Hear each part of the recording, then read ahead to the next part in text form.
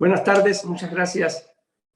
Bueno, no es nuevo, el asunto de los médicos cubanos en México no es nuevo. Llegaron unas decenas, un número indeterminado de médicos cubanos llegaron a México hace 2 años con el pretexto de la pandemia.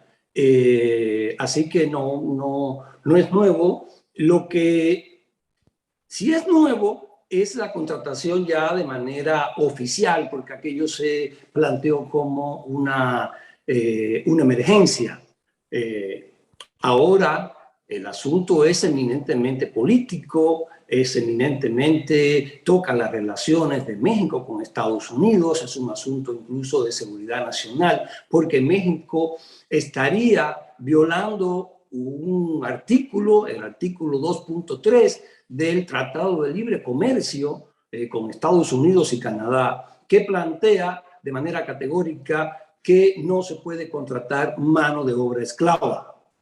Y los médicos cubanos, incluso en la ONU, están calificados como mano de obra esclava. Así que México estaría violando de manera notoria el Tratado de Libre Comercio, que le da a México $500 millones al año. O sea, México es el único país del mundo que tiene un superávit con Estados Unidos. O sea, que le vende más productos de lo que le compran.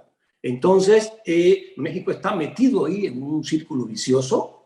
Hay otro acápite del Tratado de Libre Comercio entre México, Estados Unidos y Canadá que impide todo tipo de contactos de este tipo de los médicos con países que no tengan economía de mercado. Le hace China, le hace Cuba, Corea, que no es el caso, pero estos países que no tienen economía de mercado. Así que esto es un punto importante, un punto político. Habría que ver si llegan de verdad los médicos cubanos a México. En todo caso, estaría México violando ese tratado.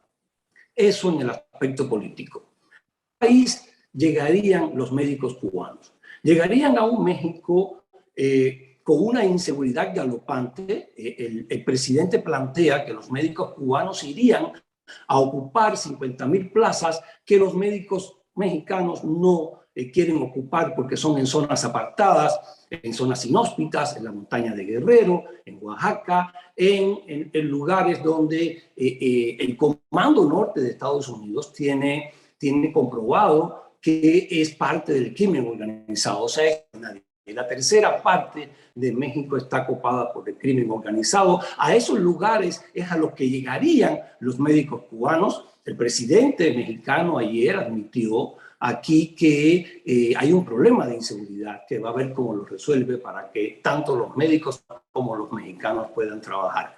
¿A qué país llegan?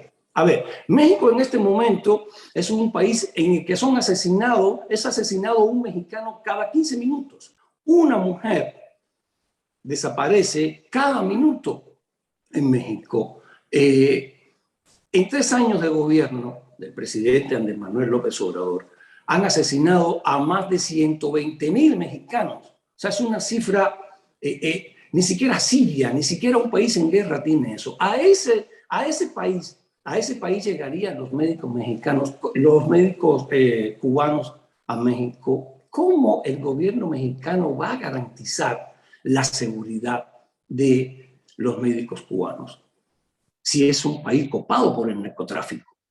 Es inquietante cómo lo podría resolver. Lo podría resolver ¿cómo? Negociando con el crimen organizado, o sea, pactando con el crimen organizado. Hay elementos dentro del gobierno mexicano que han estado planteando desde hace 3 años pactar con el crimen organizado. Quiere decir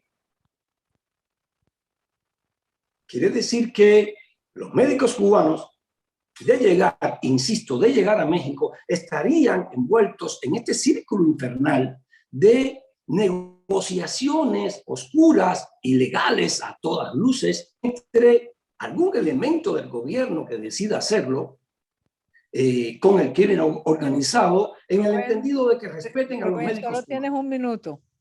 Sí, gracias. O sea, no es solamente que lleguen, es como llegan al país que llegan. No es un país cualquiera, es un país en el que, insisto, asesinan a una persona cada 15 minutos, justamente en los lugares a los que llegarían los médicos cubanos. Entonces,